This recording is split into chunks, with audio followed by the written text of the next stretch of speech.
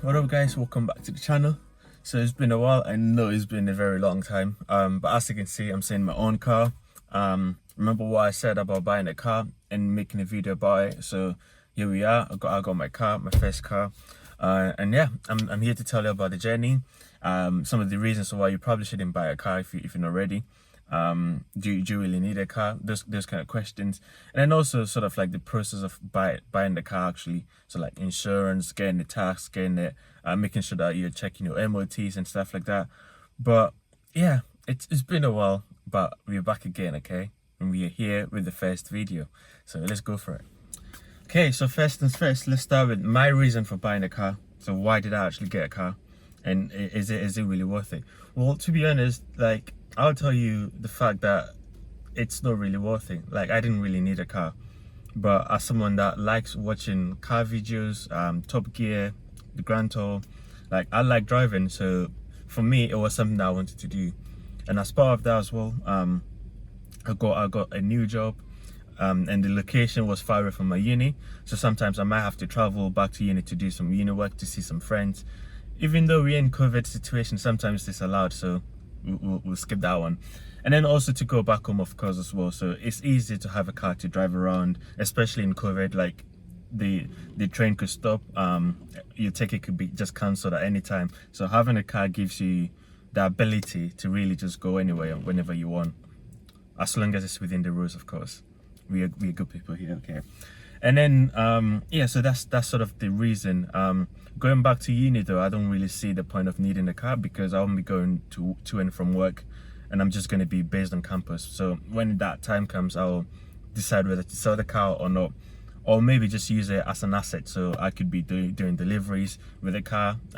It's an old car, so like putting miles on it wouldn't really affect it as much, and then make some money from that as well. So yeah, that's one good reason for that. I mean, it's up to you if that's a good reason or not, but yeah, that's my reason. Moving on to the next one. So after the process of getting the car, actually, and just to put that out there, this is totally unscripted, okay? I have no idea. I just drove here this morning. I'm like, my insurance is looking at my driving, so I need to drive at a good time to get a good rating.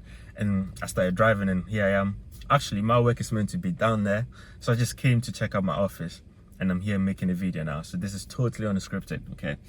But yeah, so the process of buying a car. So first thing, you need to get your money ready. You need to make sure that you can afford insurance, and you need to make sure that you can afford like anything that comes to like in the future. So like if you need to fix it, if you need to buy petrol, if you get a ticket or something that you need to pay for, not like a bad ticket, but like, let's say you drive in the bus lane for some reason, you might need to pay for it, or you go to land in congestion and stuff like that.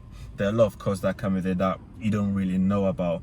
But yeah, so like buying screen wash for your car, like, it might be cheap, but sometimes you might not have the money, especially if you're a uni student, so you need to bear that in mind as well.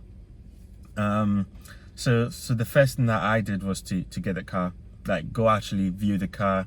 The person was selling me the car, he was telling me about how comfy the seats were.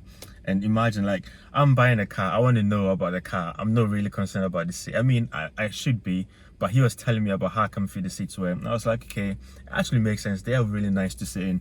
So I thought, it's a good car, it's a decent car. It's a 2005 car, but it's still got like really good like controls and stuff. Like, everything looks fresh. I'll show you the interior as well. I'll put like the video in there as well, but everything looks clean. So I was like, okay, cool. And then actually there was one thing that was really amazing.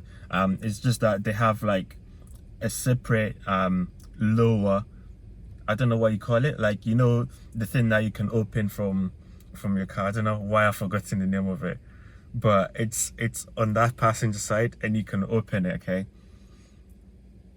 Glove box, okay, glove box. So it has a secondary glove box where you can put stuff in there, quickly get it out without having to open out the glove box. I saw that, I was like, okay, cool, that's the first time I've ever seen something like that. So it's really good. I got the car, I put a deposit down, and at that point there was no backing up, because you either lose the deposit. They tell you you can get it refunded, but trust me, you wouldn't, because for them it's an opportunity cost, because they could have sold the car to someone else, but they're keeping it for you. So yeah, you have to pay for that the fact that I didn't sell it to no one else. And then so I got the car. I got a tax on the same day as well as the car. I received the car, so I paid for the deposit, but I didn't get the car until I got paid from work. Then I bought the car, then I taxed the car, and then I had already insured it on the day that I put down the deposit, because I knew once I put down the deposit, there's no going back. So I had to put down the deposit and then straight away get the insurance, because I knew it was too late. Plus, getting the insurance early means that I can what's it called? I can get cheaper insurance, because at the time of the day that you basically start the insurance, so you can get it cheaper. But as I'm talking, there are people walking around, so I'm very scared. First time doing this, so yeah. But yeah, that's what I did. So I got insurance on it, I got it taxed, and actually I couldn't drive the car because it came the day before the insurance was meant to start. So I had to keep the car there and wait for the insurance to kick off and be legal to drive. And the funny thing is, my first drive, it was around midnight, so insurance wasn't happy with that. They didn't call me, but they just put it there to say that they weren't happy with it. And then I also got my first ticket, which was a bus lane, because I went to drive in the bus lane, and I also got stopped by the police. So a lot of things happened on the first day of driving, mainly because it was a new car. Of course, I hadn't driven for a long time, like 9 months after I passed my driving test.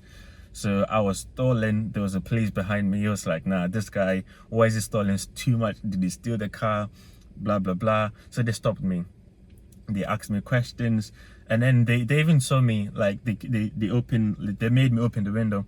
The guy saw that I was wearing my pajamas because it was late at night, and I was just like, nah, I need to go drive. So he was like, oh, okay, so it's your first car, you couldn't wait to basically drive the car, and that's why you're stolen as much and you haven't driven for a while. So he was cool with it.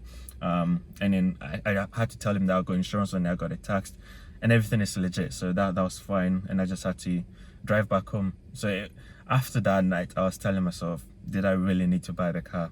Like, after so much stolen and so much money wasted, I was thinking, how can I really quickly sell the car again? Because now it's lost value. I can't sell it back to the dealership. I can return it. It's not like something that you can easily return. So I was asking myself, and even insurance also, how do I get my insurance back? But with practice, I went out as much as possible to try driving the car. I'll show you my trainers or my shoes for driving the car as well. I made sure it's a flat shoes so that I can really feel the gears, not the gears, the clutch, the pedals, and really get used to the car before I start drifting and I'm not allowed to swear, sorry, and stuff like that. But yeah, so that was my first journey.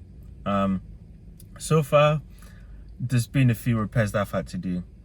So like at one point there was a pin in my wheel, so I had to make sure that I get it removed. So it was a repair instead of replacing the whole wheel. That cost me like £20, but I could have really bargained with the guy to make sure that I pay like £15 or £10, because it was just near my house, and it was really just a quick job as well. So I could have got it cheaper, but I was like, yeah, there's no point. It's COVID, everyone needs money, so may also be a nice person and just pay up. So yeah, that was the first few journey. I don't know how long this video is going to be, but I don't want to be talking too long. So let's move on to the next topic. If you have the money, it's like, you can easily just afford it. But if you don't, especially being a uni student living on pasta, you don't want to be struggling to get payment for your pasta, and then also looking after your car, buying petrol, making sure you're paying your insurance as well, making sure you're paying other things as well. That can get long. I'll show you a video of the car, do some nice shots of the car. Of course, it's no sports car or anything, but we're still gonna do it. Again, thanks for watching. If you enjoyed the video, please like the video, subscribe to the channel if you're new, comment below as well if you want to see a review of the actual car. And then if you want to see like the whole journey of me passing my test, the theory, all of that as well. But do let me know if you want to see those. I don't think it's needed, but yeah, let me know if you need them. And then yeah, as I said, like the video, subscribe if you're new, comment below, and then peace out.